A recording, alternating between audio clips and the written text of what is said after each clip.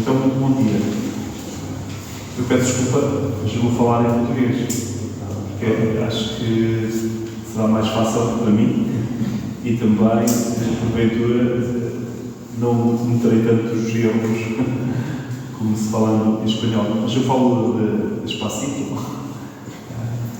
Antes de mais, queria agradecer por estar aqui.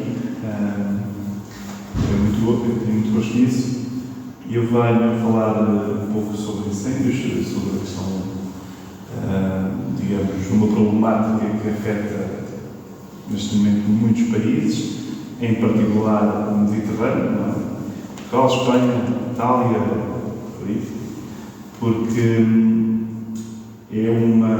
os incêndios acabam por ser uma consequência de um contexto que vem-se alterando, ao nível da paisagem, ao nível das dinâmicas socioeconómicas que o território vai tendo. Eu faço parte, sou técnico florestal, sou engenheiro de montes, trabalho num município, mas nesse município sou responsável pela proteção civil municipal, sou responsável pela proteção das pessoas, dos seus bens.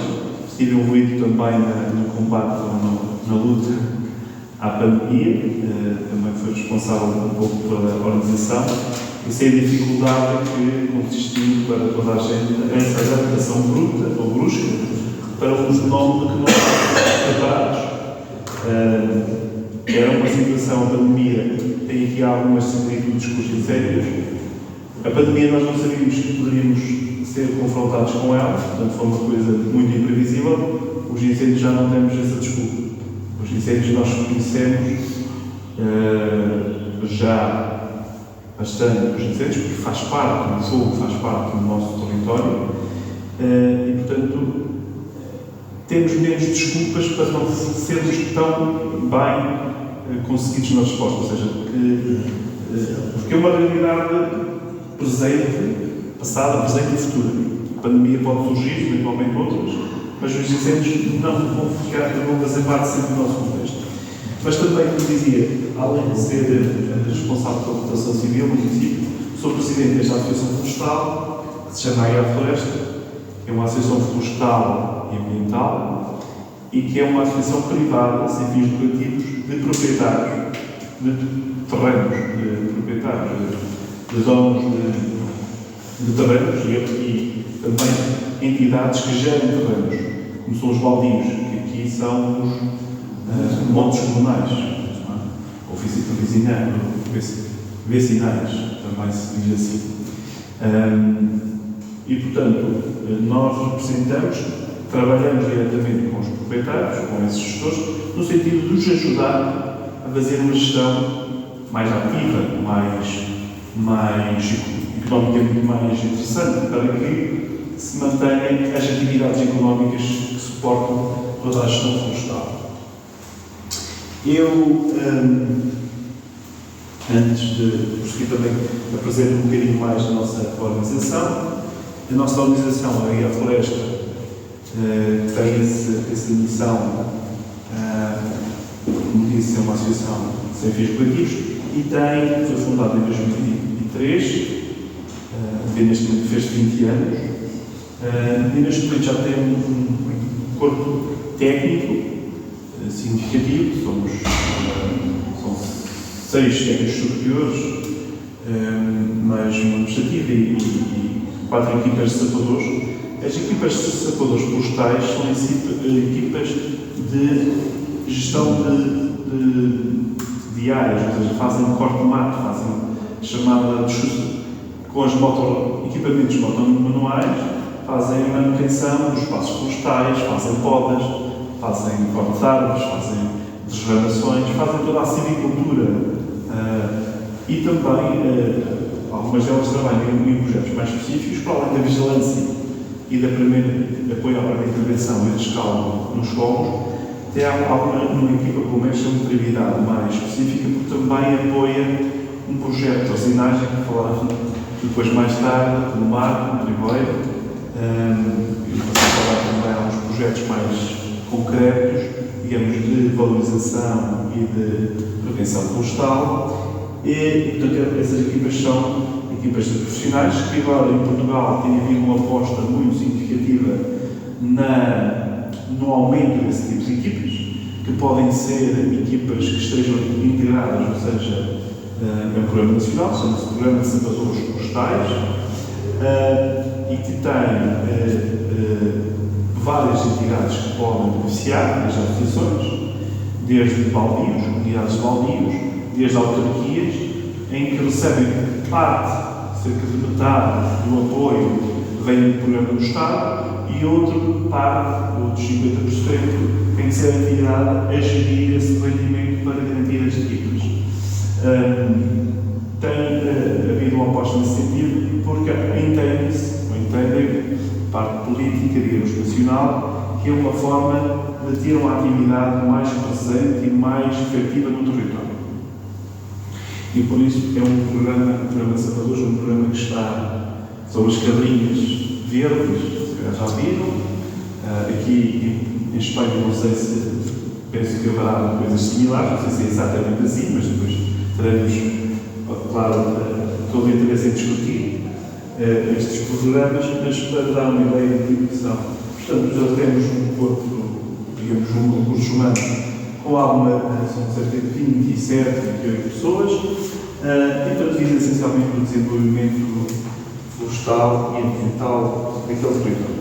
Portanto, a área de atuação para ter a localização no distrito do norte de Portugal, no distrito de Vila Real, que apanha vários concelhos que estão aqui apresentados, desde Vila Pouca, Vila Real, Chaves, Monte Alegre, portanto, a zona aqui de Criação Norte, zona, digamos, mais central do norte, acima do Douro. Okay? Portanto, aqui só para ter uma ideia, tem aqui alguns maciços que são florestais, as principais áreas do baldios, portanto, para demonstrar também que é uma área muito montanhosa e que tem muitas áreas comunais. São cerca de 21.500 hectares só de área nós temos cerca de mais de 1.000 associados, proprietários florestais, e temos também unidades que gerem baldios, que são nossas associadas. Portanto, basicamente somos as grandes dimensões dos nossos associados. Neste momento, em Portugal, também, cada vez mais, esta temática dos incêndios, há aqui duas grandes linhas, digamos assim, o combate e a prevenção. E tendencialmente, nas últimas décadas, o combate teve sempre um relevo maior. E a aposta dos governos foi sempre de aumentar o dispositivo de combate, ou seja, mais aviões, mais caminhões, mais reforço de meios, digamos, que a preocupação era os meses de verão, de calor, então aí é que tínhamos que ter uma resposta. E esse aumento do dispositivo foi sempre, tanto mais que havia algumas campanhas que se tornaram depois eficazes e até contraproducentes, que era a exclusão do fogo. Portugal sem fogos. Não sei se aqui na Galiza havia algum fogo similar, mas nós lá tínhamos Portugal sem fogos, que era dizer às pessoas que fogo não. Fogo não. E as pessoas interiorizaram muito essa mensagem e, portanto, maior parte das pessoas eram relutantes e eram oponentes ao fogo, independentemente da tipologia de fogo. E isso criou nas comunidades urbanas preconceito que os rurais, que têm os territórios, que gerem os territórios, não fazem as coisas bem. Porque estão a queimar, porque não sabem como usar o fogo, porque provocam incêndios, porque chega à cidade fumo, porque chega às labaredas perto das nossas ligações urbanas, portanto, esse bloqueio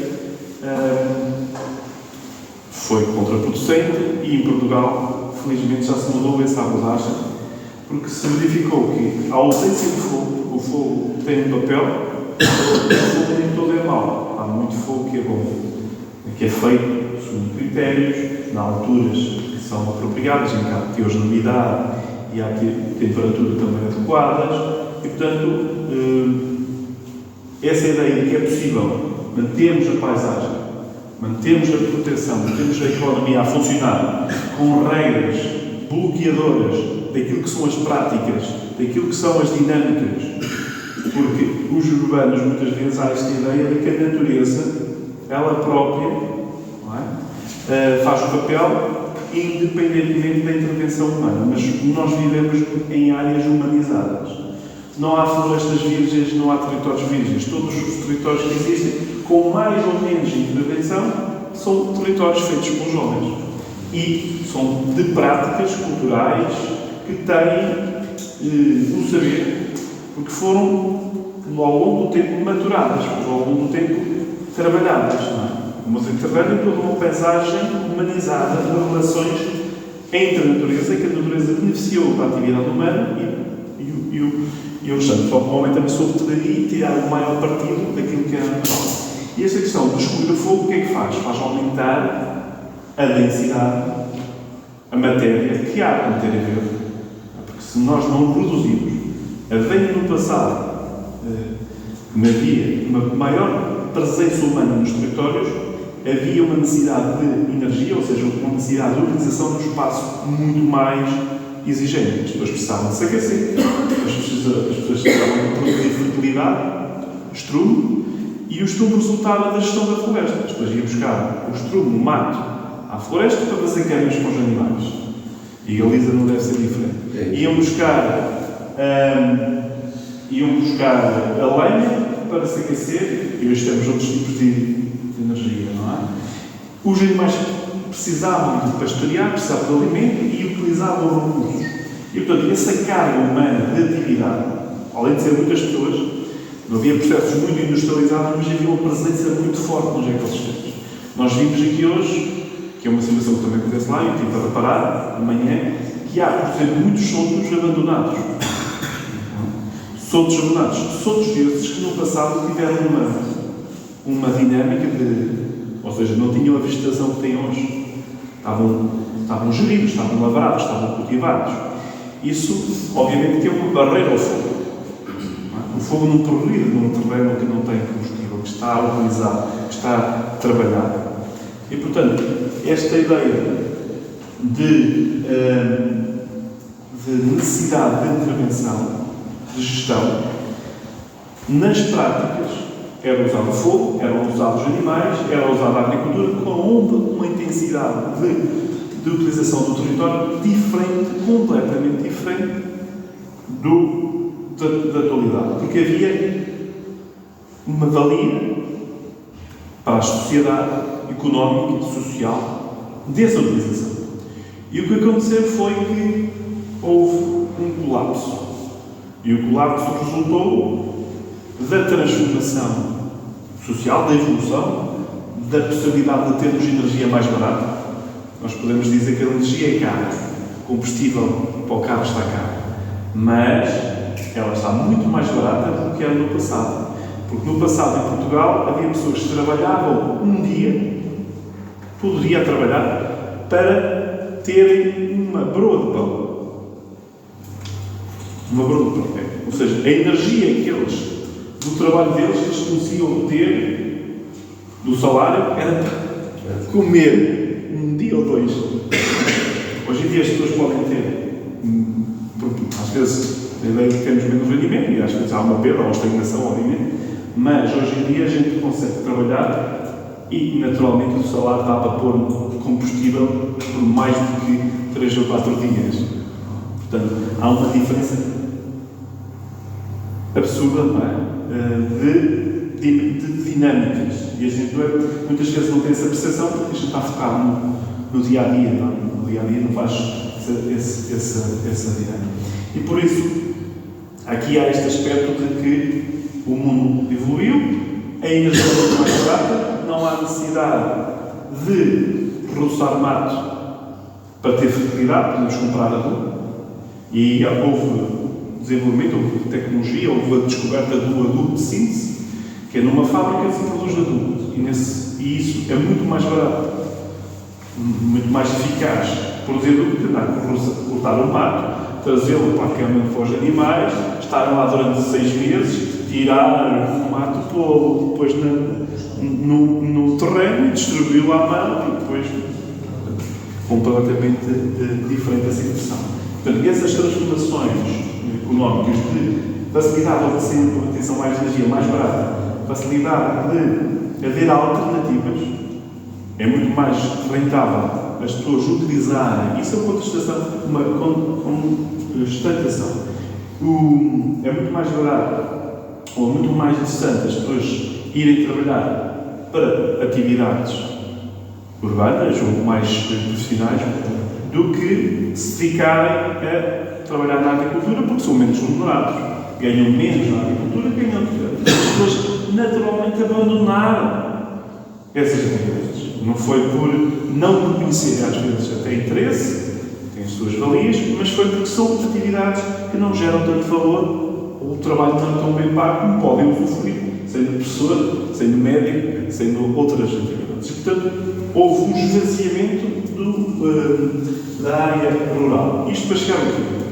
Para chegar a que, isoladamente, os proprietários não têm, muitas vezes, capacidade de ter uma atividade que seja interessante economicamente. Ou seja, a minha propriedade não me gera interesse porque não é atrativa, porque não quero a propriedade, exige muito investimento, ou exige trabalho, exige dedicação, exige o meu tempo e eu posso ter um tempo noutra atividade e, portanto, eu vou preferir essa atividade em detrimento daquela que era ligada mais ao setor primário. E, portanto, essa falta de escala, falta de, muitas vezes também, de soluções, porque na agricultura ou na floresta há as atividades tradicionais, ou aquelas práticas tradicionais, que muitas vezes são muito mais exigentes em tempo e em energia, e há outras atividades, e há, para essas mesmas ações, por exemplo, há mecanismos, tecnologia que permite fazer as mesmas coisas. Por isso é que as vacas foram substituídas por trator, não é? Por isso é que os tratores eventualmente vão ser substituídos por drones. Não é? Porque a capacidade dessas soluções são muito mais interessantes e eficientes do que as do passado. Mas para isso, muitas vezes, é preciso alguma regressão e alguma escala e e gestão profissional. Ou seja, nós temos que ter peritos, pessoas técnicos capazes de conseguir tirar mais partido dos recursos. Enquanto que no passado, um pastor era apenas uma pessoa, pelo menos era uma pessoa que se centrava essencialmente na produção de uma carne ou de um leite, para um queijo, hoje em dia essa mesma pessoa pode tirar esses produtos, mas pode ser ao mesmo tempo uma pessoa que faça intervenção, que faça limpeza de áreas florestais com o rebanho e tira partido da produção do queijo e do leite, mas também tira partido da renda ou do pagamento que lhe dão para eles gerirem aquele território. Como também pode ser um agente de turismo. Pode, ao mesmo tempo, em algumas alturas, também receber gente para explicar, mas para isso tem que ser uma pessoa que saiba de botânica, que saiba de paisagem, que saiba de, eventualmente, até de arte, de música, que pode fazer concertos fundamentais. Ou seja, há um conjunto de possibilidades maiores, mas para isso é preciso mais ferramentas, mais skills, não é? Mais capacidade de tirar partido do território. Mas para isso é preciso agregação, é preciso dimensão, muitas vezes territorial, não é? Por isso aqui falo de unidades de plantio, áreas com dimensão. Lá temos umas coisas que é zonas de intervenção florestal, que são áreas em que os proprietários se juntam, vários, para criar uma zona de dimensão para depois gerirem, através de uma entidade gestora, alguém profissional, para fazer a gestão mais articulada e com mais capacidade de retorno, de trazer economia para esse território. E temos, neste momento, lá, em dinâmica, grupos de baldios e áreas de intervenção de paisagem, que foi uma situação dentro das zonas de intervenção que o Governo, depois dos incêndios de 2017, lançou, que é financiado pelo PRR. Vocês também têm PRR, portanto, é com essa perspectiva de ganhar dimensão, dar mais capacidade de gestão, dar mais capacidade de escala a esses territórios para trazer mais retorno. Pronto. Incêndios. Então, vou fazer aqui depois desta introdução um pouco da associação, falar um pouco dos incêndios. De uma situação que, como disse, os incêndios já não são novidade, mas o que temos verificado é que o contexto cada vez é mais favorável, porque o fogo não é mau. O fogo pode ter consequências desastrosas, dramáticas, pode ter consequências muito nefastas, mas pode ser um bom aliado, não é? Pode ser um bom auxílio. E o que está a acontecer é que as condições de contexto, ou seja, a paisagem está mudando, está sempre em mudança, e a mudança da paisagem tem tendencialmente no sentido de criar um contexto mais favorável para grandes e mega incêndios. E esses é que são a grande preocupação da sociedade. Porque os pequenos incêndios podem destruir algum valor, mas é residual. Ora, esses grandes incêndios que são impossíveis de combater diretamente, porque a força das chamas, a energia libertada pela frente de fogo, não está ao alcance de qualquer meio de supressão. Não por mais aviões que se juntassem todos, e como os incêndios foram em 2017 em Portugal, não havia, em todo o mundo, não era possível. Portanto, o que é, nessas situações, a questão é minimizar os danos, ou seja, tentar tirar as pessoas, tirar da frente, porque não há nada a fazer. E esses grandes incêndios é que são a grande preocupação. E, portanto, agora em Portugal, já não é Portugal sem fogo, mas é Portugal, defender Portugal dos incêndios, evitar os mega incêndios, evitar os incêndios. Não é a extinção de fogo, mas é a gestão de fogo. E então Portugal, um país do Sul, tem-se verificado o aumento desses incêndios com essas dimensões, com essa severidade, com essa intensidade, com essa capacidade destrutiva.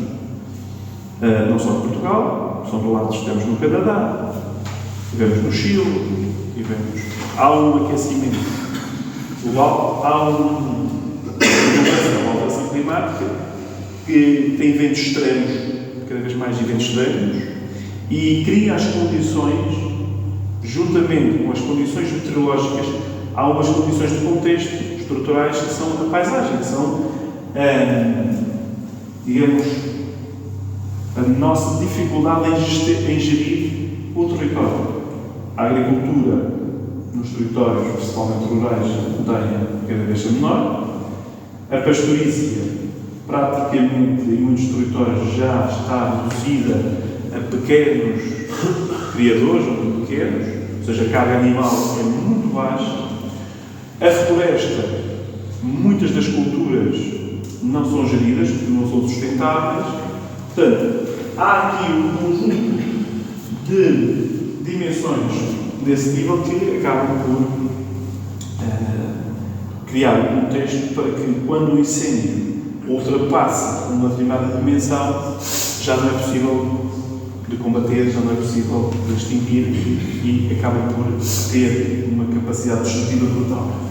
Portanto, mas isso resulta, desses impactos, resulta muito destas condições de contexto. Aqui é uma imagem do que foi 2017, já passaram 6 anos, eu estou a passar o que aconteceu, e aqui também morreram em Portugal muitas pessoas em 2 grandes incêndios, que muitas delas ficaram encurraladas numa estrada porque se meteram à estrada e depois não conseguiam ter fuga, e isso foi uma situação muito dramática e que correu o mundo e que, digamos, à partida pensámos que ia despertar para esta problemática, mas tendencialmente muitas vezes há uma grande comunicação, uma grande difusão destas notícias, mas depois acho que acabam por sempre voltar a entrar outra vez na normalidade, ou seja, tendencialmente as pessoas deixar de falar tanto, até parece que se vai esquecer, e depois o fogo e os incêndios vão-nos voltar a lembrar daqui a já no passado os incêndios, mas as condições para haver incêndios mantêm-se. Porque estruturalmente houve algumas medidas, não sei o quê, há algumas apresentações de que vai-se fazer atividades, que se vai fazer intervenção. O Presidente da República e o Primeiro-Ministro foram lá arrancar eucaliptos com as mãos para mostrar que era necessário as pessoas. Mas são ações simbólicas muitas vezes contraproducentes, porque de alguma forma cria-se um responsável. Vamos começando a encontrar responsáveis. Os eucaliptos, não é? Depois são os proprietários que não limpam, também.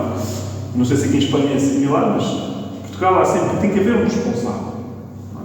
Porque um problema complexo como é os incêndios, quer resolvê-lo a uma situação pontual. E quando se a gente problemas complexos resolvê-lo com situações simples, o que acontece é que não são resolvidos.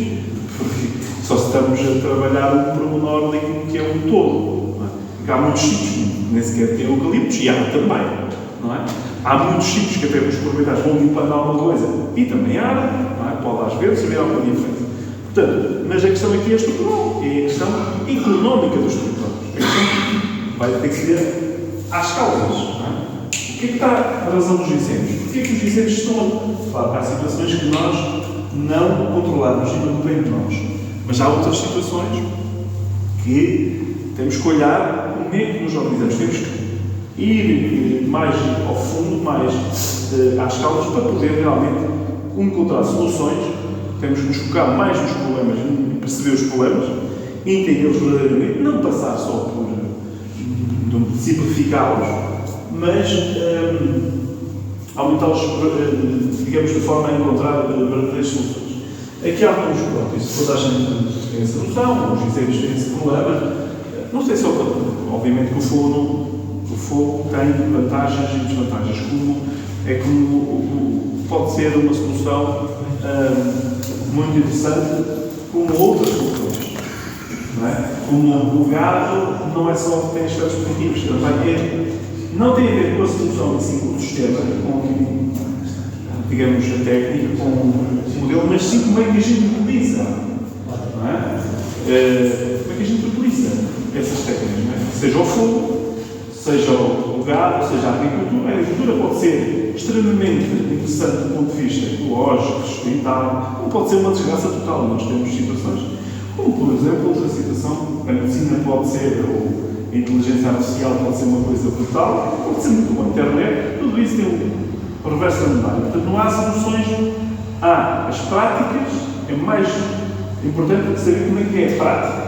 E, portanto, os incêndios, quando têm essas dimensões graves, obviamente, a libertação dos gases, do efeito de estufa, tem a questão da destruição da vegetação, da erosão, a maior sustentabilidade dos incêndios, porque depois há cheias, há um descontrole, há um desequilíbrio, digamos, temporário da natureza, obviamente, repõe, mas há um desequilíbrio natural. Há a destruição da fauna, da flora, dos bens, do património, etc. E até a morte de pessoas, em alguns casos. E, portanto, no passado, considerando estas dinâmicas dos incêndios, o que tem havido é que as pessoas ficaram assustadas. E ficaram assustadas, a primeira coisa é um aspecto, muitas vezes, que é nefasto. Porque a gente, quando está em pânico, a gente não raciocina, não pensa, não é? E então, face a essa problemática, com a floresta passou, o território passou a ser um problema. E as pessoas, olhando do ponto de vista social, que estão num problema, as pessoas fogem do problema. O que é que acontece em muitas comunidades onde arderam ou houve grandes incêndios? Se já estavam mal, se já havia poucas pessoas, se já havia pouca dinâmica, se havia poucas ideias, se havia pouca atração de economia e de pessoas àqueles territórios, pior ficava. As pessoas dizem, aqui, não, isto não tem solução. E saíram. As zonas do centro do país em que houve incêndios estão muito pior agora do que estavam antes dos incêndios. E não é com ideias, digamos, vagas de que vamos dar dinheiro para o território ou vamos dar qualquer coisa que as pessoas se mantêm lá, porque as pessoas não têm expectativa sobre aquele território. Elas sabem que ali não tem. Porque todas as pessoas ficaram mentalizadas de que estavam no inferno, estavam numa situação que não tinha solução. E essa percepção é tão bloqueadora, ou mais, do que propriamente às vezes as pessoas terem apoios para fazer algo. Não é? Então, o foco no passado e também no presente, agora estamos a mudar, era na limpeza. As pessoas querem, muitas vezes sem racionalidade, à casa, limpar à volta de casa. Então tem que se cortar a vegetação, portanto tem que se cortar as árvores. Muitas vezes de uma forma errada, porque se nós tivermos árvores, a vegetação por baixo cresce menos. E quem alimentou o incêndio, os paus não ardem. Quando a gente vem para dizer, por muito grande que seja, as árvores, os troncos das árvores ficam lá. O que há são ramos finos. E, portanto, aquilo que alimenta o fogo é os ramos finos. Se nós tirarmos as árvores, a produção de ramos finos é muito maior. Portanto, esta questão técnica, ou seja, a questão ideológica, a questão da aflição do pânico, sobrepõe-se à racionalidade e àquilo que é os estudos de quem trabalha nestas matérias. E, portanto, os políticos muitas vezes não fazem medidas, leis, com base em factos, em documentação, fazem para responder à solicitação das pessoas, ao pânico, que muitas vezes é gerado também por eles próprios, não é? É um ciclo que se auto-retroalimenta. É como o fogo. O fogo também cria o seu próprio contexto. Quando há um grande fogo, ele consegue criar um poder calorífico que evapora ao ar e que gera ventos que alimentam o próprio fogo. Portanto, esta questão, nesta dimensão é importante, que é o pânico gerado gera mais desmotivação, mais descrença sobre o território, que faz com que fujam as pessoas do território, fuja a economia do território, que por sua vez cria mais condições para que venham outros exemplos ainda mais graves do que já existiam. E este ciclo, se não for quebrado, o que vai acontecer é que vamos ter cada vez mais um território disponível para grandes e devastadores incêndios.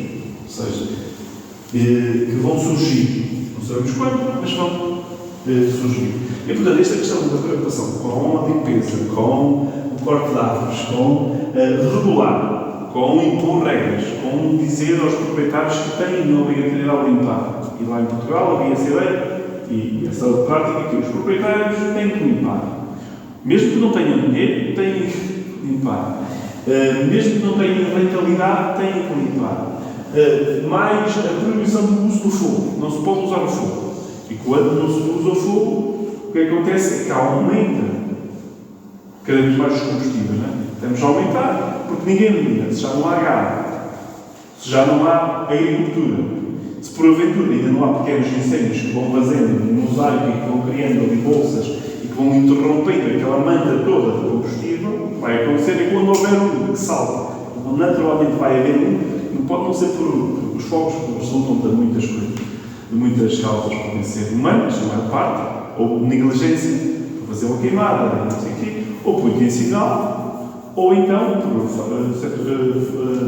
causas naturais, como pode ser uma descarga de um trovão, uma trovoada seca, Portanto, a ignição vai haver, pode demorar mais tempo, mas vão haver. As condições não estão preparadas que quando surgir, emparado.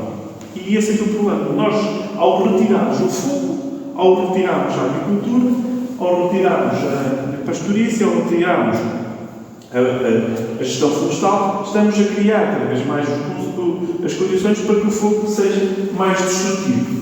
E, portanto, esta restrição do poder em Portugal está-se nessa carga ainda muito. Atualmente ainda há períodos do verão em que atividades agrícolas ou florestais são altamente condicionadas, são têm que parar por causa do risco de incêndio. Haverá alturas e que se justifique, mas muitas vezes é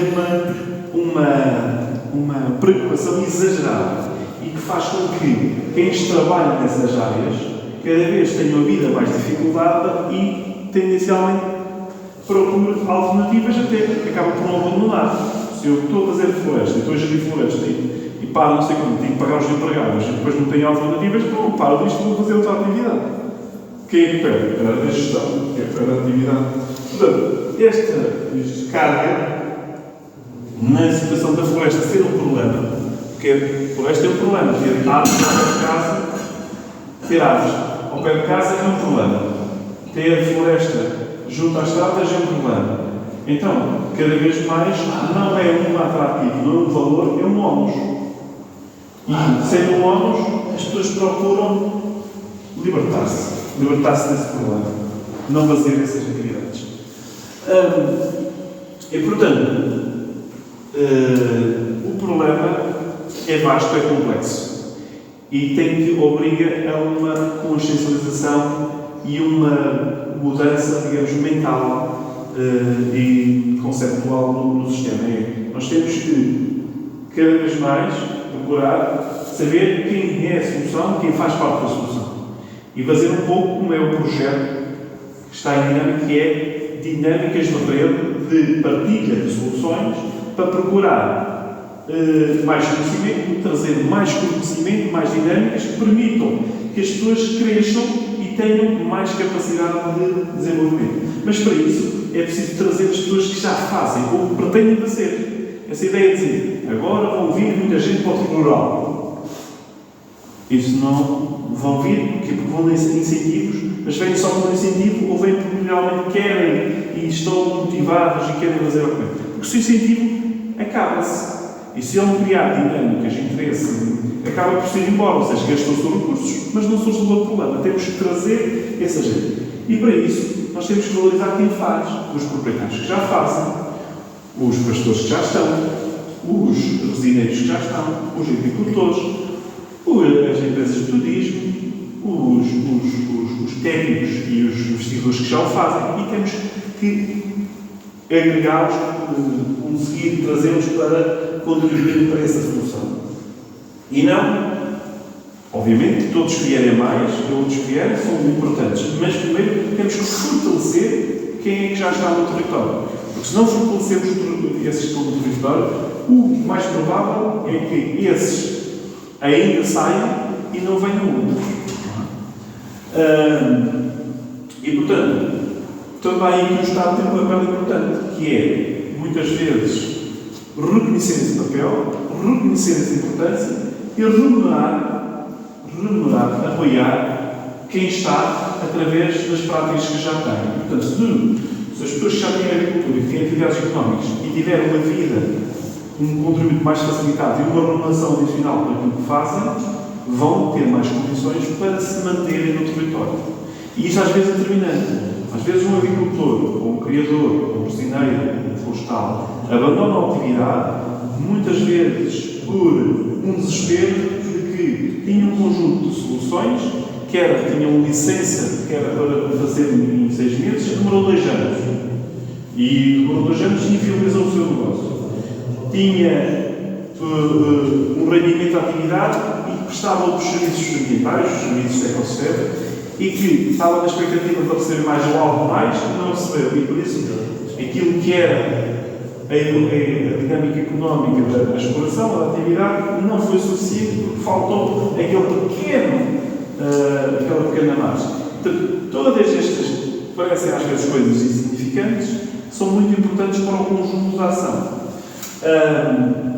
E, portanto, cada vez mais se fala, em Portugal, dessas dinâmicas, de que é importante. As pessoas começam-se a ter mais noção de que é importante o serviço público que os gestores, que os proprietários fazem, do ponto de vista da manutenção da floresta, da agricultura, dos serviços de ecossistema, da preservação das culturas, das próprias variedades, da parte, digamos, do saber próprio de confecção e de ofícios, arte, aliar, porque a base, digamos, de todas essas dinâmicas económicas, sejam elas mais agrícolas, sejam elas derivadas de outras áreas, sejam elas mais primárias, sejam outros setores terciários, secundário e terciário, dependem da base. A agricultura é a base, as matérias-primas. E as matérias-primas depois podem ser usadas em muitas situações. Mas se não houver matéria-prima, eu muitas vezes digo assim, claro, que não é necessário o Ministério da Agricultura se não houver agricultores. Não há necessidade de haver investigação em agricultura, professores, universidades em agricultura, se não houver agricultores. Porque o seu objetivo é dar resposta a uma necessidade da base. Não vem da base, não justifica todo haver os elos da pirâmide. Não é? Portanto, é fundamental as pessoas terem essa consciência e perceberem que realmente, se não houver debilidades na base, toda a fileira vai ser afetada. E, portanto, o Estado compete também apoiar e remunerar com políticas sérias. Muitas vezes já há coisas que são meramente para mostrar que se está a fazer alguma coisa. Não se está a avaliar os impactos daquilo que se está a fazer. Ninguém avalia. Lança-se uma medida e depois vamos ver. Mas vê-se se aquilo foi bem aplicado, se não foi bem aplicado. Nós temos lá vários casos, e é frequente, as pessoas lançarem ideias, mas depois não fazerem a avaliação dessas ideias. E, portanto, como é que a gente entende que o futuro? Portanto, que é fundamental, para além das obrigações, toda a carga legal, burocrática e procedimental que existe e tem que haver um ajustamento à realidade. E não se pode ser desenhada uma coisa, situação idílica, tem que ser uma ideia progressiva. Nós nunca podemos dizer às pessoas para ter uma atividade, por exemplo, disponibilizar um equipamento que é preciso um trator, se a pessoa ainda não tem um trator. Primeiro tem que ter um trator. Nós não podemos dizer que queremos que os pastores vão para a serra se não há pastores. Se não há. Não pode haver muitas boas medidas, dizer, os pastores que vierem para aqui são pagos. Ok, mas onde estão os pastores? Primeiro tem que se criar, ou onde existem, potencializá-los. E resolver primeiro os primeiros aspectos. E, portanto, esta situação de complementaridade, de integração, de discussão, de alguém dizia, da humildade, nós sabemos que não sabemos, precisamos aprender uns com os outros para melhorar as práticas que fazemos, é fundamental. Ou seja, as pessoas descerem a um chão comum que permita que haja uma discussão positiva, fluente, desprendida, no sentido de encontrar soluções reais para cada território. E cada território também tem o dever de procurar as suas soluções. Às vezes podem não ser ouvidos, mas também depende muito do território. Não estar na expectativa de que os outros vão resolver os nossos problemas. Nós também temos que ir ao encontro. E é nessa perspectiva de gestão legal e colaborativa que é preciso, importante, apoiar uma estratégia de melhoria, de valorização, com uma atividade, com uma participação. E isto é mais necessário nas atividades e nos territórios que não têm competitividade, que não geram valor. Porque, por exemplo, nós vemos alguns territórios rurais, mesmo assim, mas têm setores muito pujantes. A vinha do Vinho Verde é conhece o teu projeto. Se calhar não precisa de grandes incentivos para as pessoas fazerem, porque aquilo é tal, remunerado. Por exemplo, as explorações leiteiras de carne, as leiteiras já estão mais difíceis em Portugal, mas eram atividades pujantes, porque o setor do mercado respondia. Portanto. Agora, para as áreas mais marginais, menos produtivas, as montanhas, zonas menos férteis, é necessário outro tipo de apoios para que essas comunidades, essas atividades possam ter aquele equilíbrio financeiro, aquele equilíbrio do retorno que lhe garante a sustentabilidade. E usar eficientemente os recursos financeiros e outros com critério, com avaliação e muito centrados em modelos colaborativos, porque o território de montanha é um território diverso, ou seja, é multidimensional e com multiculturas. E isso obriga a ser mais exigente do ponto de vista do conhecimento. Quando a gente só faz um tipo de atividade, tem um outro grau de especialização. Quando nós temos castanheiro, temos centeio, temos vacas, temos ovelhas, temos cabras, temos não sei o quê, é uma dispersão tal que sabemos muitas coisas, mas com profundidade. E, portanto, cada comunidade tem que também ter outras comunidades, outros territórios que partilham com aquelas comunidades que são mais especializadas, de forma a que as pessoas que ficam naquele território possam saber mais. E, portanto, este modelo de colaborativo é fundamental, mas fazê-lo com quem. Há um aspecto que eu tenho vindo também a ver, é que muitas vezes nos debates sobre as soluções para o território rurais, toda a gente, e eu tenho muito esta provocação de dizer, a gente vai ver, mas aqui quem é que, nos que estão, está a fazer coisas no terreno? A gente vai ver técnicos, não sei o quê, um debate sobre castanho, ou sobre sinais, ou sobre não sei o quê. Então, mas aqui quem é que faz castanhas? A gente não vê ninguém, só vê gente que tem uma ideia que os proprietários daquela área devem fazer.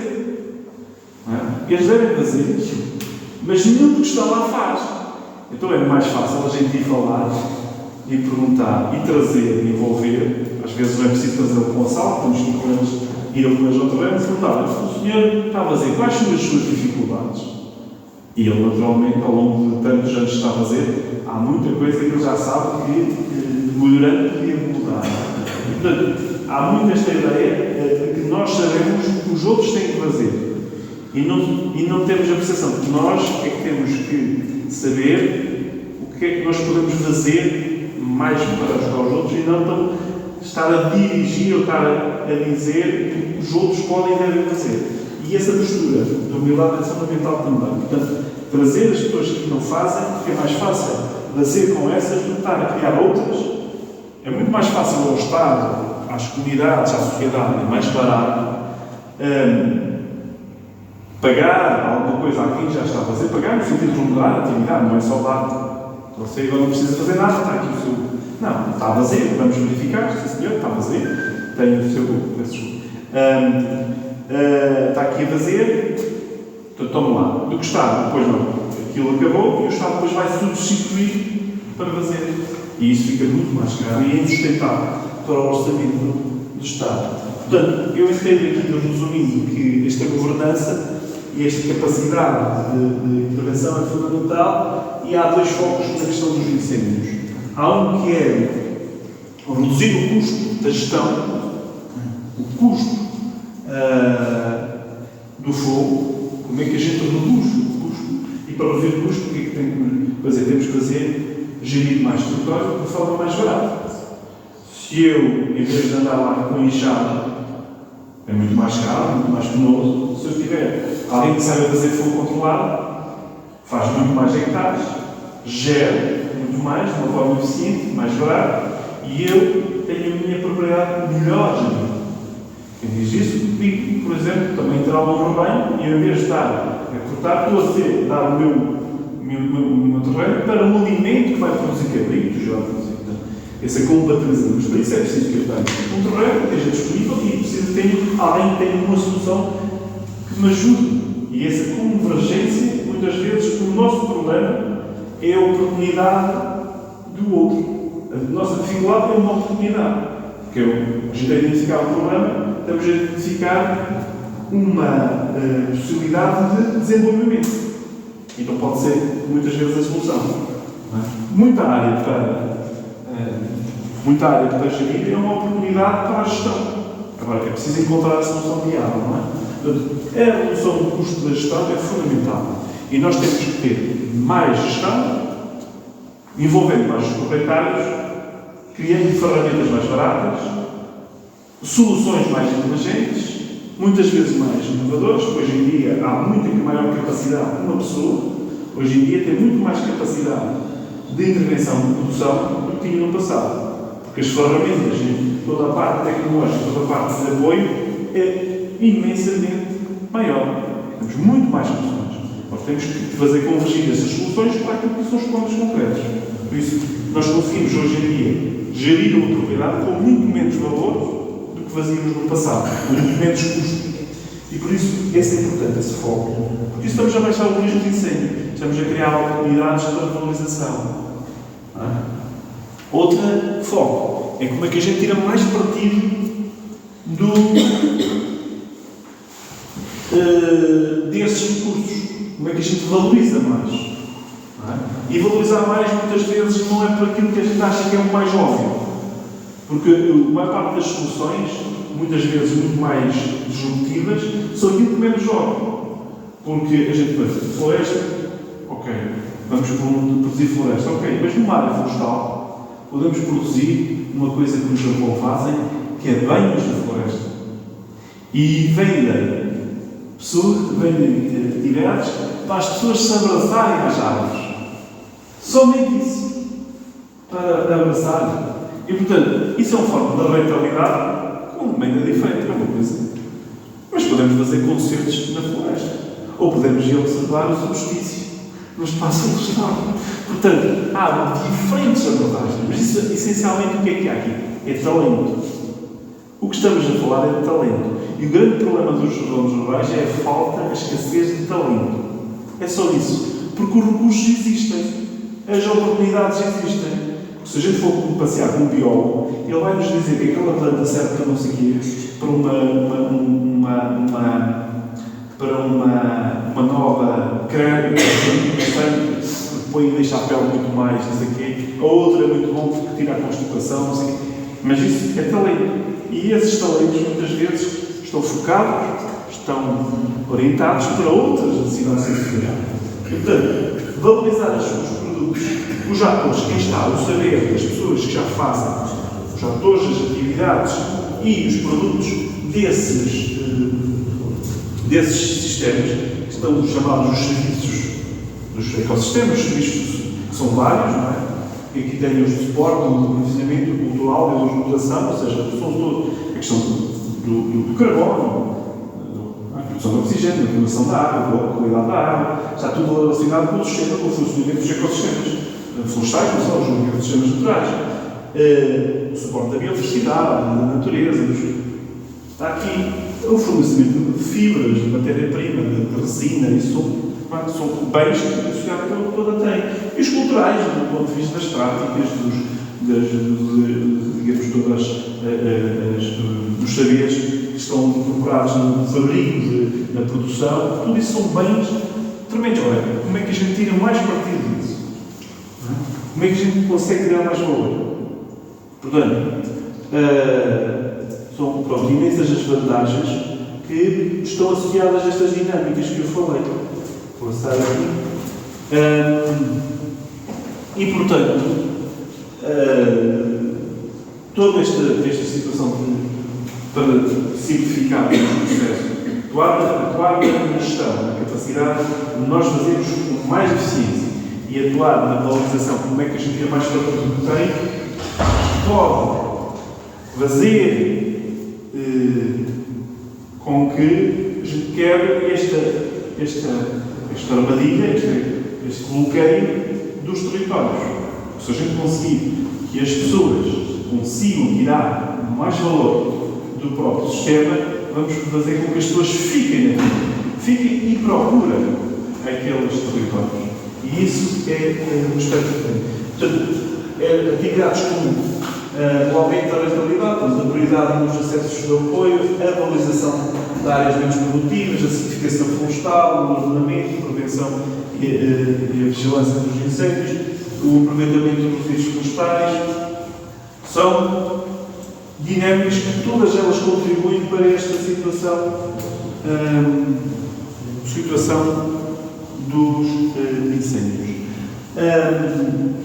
Mas nós debatemos com um problema que é os constrangimentos do espaço rural, que é a ausência de população e investimento da mesma, não é?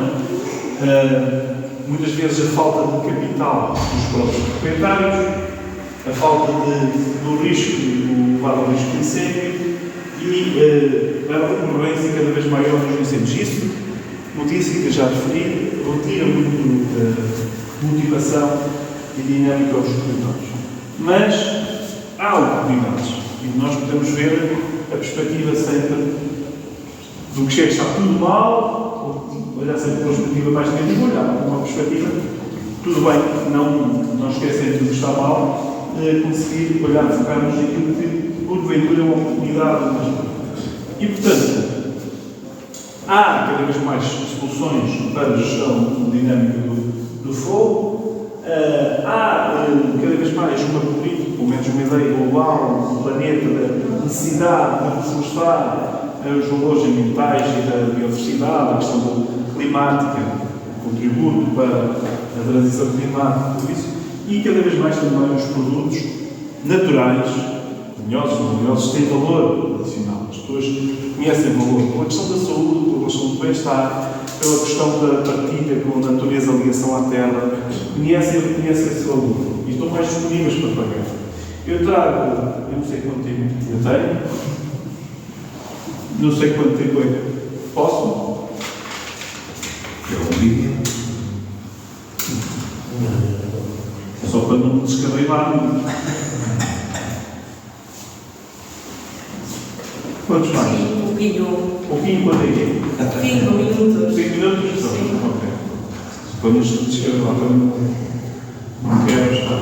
Pronto, e eu vou falar de um exemplo, que alguns já conhecem, mas que posso reforçar mais, eu queria falar mais de outros, mas também vamos ter outras conferências, vão falar certamente de coisas que também interessam muito e com boas práticas, digamos assim.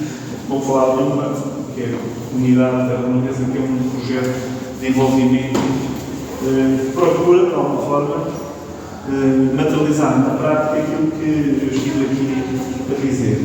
Pronto. A Terra é uma comunidade que juntou uma altura cada vez mais tem noção e percepção destas realidades, juntou-se uma equipa de várias pessoas que trabalhavam em várias distintas coisas e que de alguma forma já estavam saturados, em parte, de estar a fazer projetinhos. Ou seja, há um projeto, há uma candidatura, não sei o quê, demora um ano, depois é aprovado, depois é materializado, dura 2 anos, depois acabou. A gente quer continuar, mas não há já o programa. Aquilo já acabou, já não vai fazer mais. Acabou. Tem que se fazer outro novo, justificar com não sei o quê, dar uma volta, não sei o quê, para voltar outra vez a ter não sei o quê, dinheiro para continuar a fazer a mesma coisa. E desta percepção de pessoas ligadas à terra, agricultores que se queixavam que agora já não há, agora tem que ser outra coisa, de técnicos que davam apoio e viram, isto agora estava a funcionar, acabou. E de investidores que também buscar a linha de financiamento, agora não sei o quê, de várias situações de outros projetos, começou a ser identificado que aquilo não é funcional, que aquilo não responde, pode responder temporariamente às nossas necessidades de investigação, de outro estudo ou de outro rendimento, mas não é funcional. Então, essa comunidade juntou-se, sentou-se e disse: pronto, o que é preciso? Quais são os aspectos importantes que o território precisa de resolver? E escreveram-se esses aspectos. precisamos de atuar, e depois verificou-se que o sistema é complexo e não se pode ser só uma abordagem do vetor. Eu posso querer que o agricultor vá para onde os animais façam, mas se o agricultor não tem condições de licenciamento do Estado para pôr os animais, ele nunca vai passar, porque ele nunca vai fazer atividade porque não tem as condições de base. E, portanto, esta necessidade de perceber o todo e interagir com o todo é mais difícil, obviamente, porque é preciso trabalho, de discussão, de conciliação de interesses, porque há interesses vários, uns querem um tipo de atividades, outros preferem outras, e é preciso haver uma concertação. Então, nós identificamos um território que é o Alvão, que é um território que é o solar da vaca malmesa, que é a relação autóctone, e chamamos ao projeto Terra Malmesa. Então, em maio de 2018, criamos o logotipo, só, e apresentamos um conjunto de ideias para o território. Mas só criamos o logotipo, nós não era nenhuma organização em concreto. Não tínhamos nenhuma organização por trás, era individualmente. As pessoas que quisessem participar diziam: o que é que faz falta? O que é que faz falta? E agora o que é que podemos fazer? O que é que tu podes fazer? E cada um dizia o que fazia falta, mas também dizia o que podia contribuir. E então ficaram com uma equipa de várias pessoas ligadas com a investigação, com a parte de técnicos, agricultores, pessoas ligadas ao turismo, pessoas ligadas à comunicação, e começou-se a dizer que o importante era fazer aquilo. E depois, nessa lógica, entendeu-se que havia várias dimensões que classificamos do ponto de vista cultural, económico, ambiental, turístico, que eram importantes dar resposta entre todas. E então,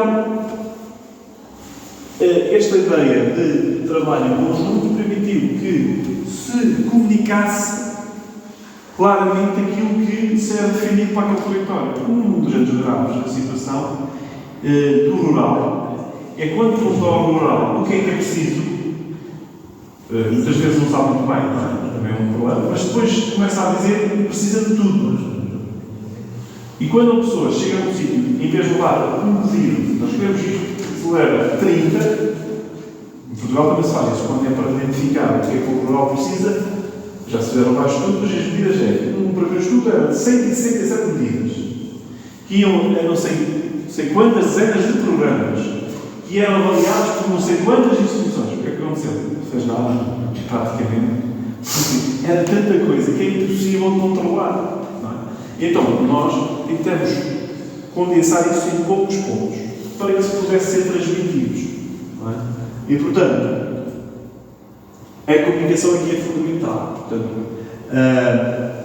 e nessa base, aqui antes, começámos a fazer atividades de integração no território, porque é diferente a gente ir ao território falar com o agricultor ou trazer o agricultor para uma sala para ele dizer o que é que precisa. Porque é difícil a um agricultor sentir-se confortável a falar com pessoas que ele sabe, pelo menos tem essa ideia, que sabem muito mais do que ele. E que aquilo que ele vai dizer pode até ser um pouco, digamos, ou seja, interpretado como ignorância, como incapacidade ou como dificuldade. Ele sabe uma coisa, mas nem sempre as pessoas têm essa capacidade de ouvir e então, num território, ele sente-se na sua casa, sente-se na sua praia. Então, é mais fácil de ele dizer e explicar o que é que precisa. Eu dizer, vai fazer uma apresentação. Portanto, essa integração, essa articulação com o território, com os documentos à gente e percebê-los e valorizá-los socialmente, dar visibilidade, fazer uma notícia, ser a pessoa que fala sobre o assunto, digamos, ser eu o cicerone, o responsável pela apresentação da exploração, etc., permitiu uma valorização e uma capacidade de ganhar confiança. Então, depois de identificar algumas das suas necessidades, nós começamos a ter respostas. Fomos fazer candidaturas a programas que davam essas respostas. Fizemos uma candidatura a um projeto chamado Rebanhos Mais, que tinha por objetivo ajudar os agricultores a utilizar os seus animais para prevenção de incêndios. Para isso foram dados coleiras, para eles pôr os animais para poderem saber onde os animais estão. Foram feitas ações de fogo controlado. Foi o Marco Ribeiro que era o formador dessa ação e de outras ações, portanto, em que eles aprenderam a usar o fogo e perceberam também que tinham que se ajustar à realidade cada vez mais exigente do país, para estarem capacitados e estarem integrados no modelo. Foram implementamos um modelo de apoio às áreas concretas em que era muito simples. Nós, no projeto, dizíamos, pronto, você diga qual é a área que pretende melhorar, a gente ajuda a melhorar, faz a intervenção e depois você pastoreia.